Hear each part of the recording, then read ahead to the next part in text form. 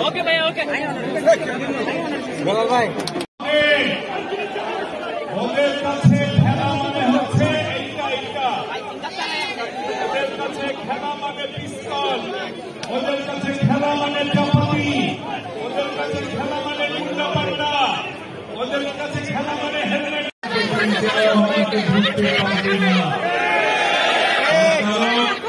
চট্টগ্রামের মাটিতে শহীদ জিয়ার রক্তের দাগ এখন লেগে আছে।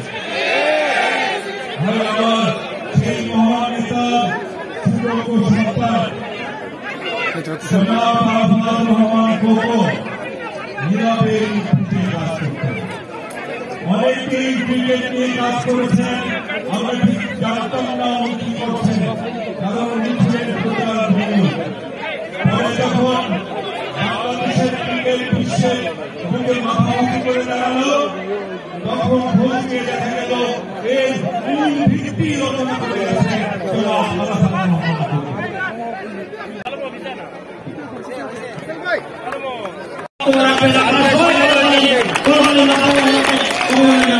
আমরা বন্ধু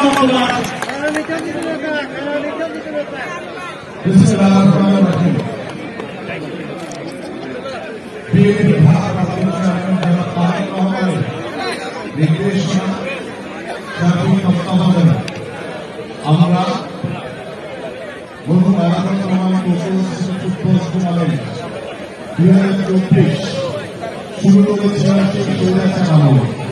অনেক বাধা পেরিয়ে আমরা তাদের তিনটি বিভাগে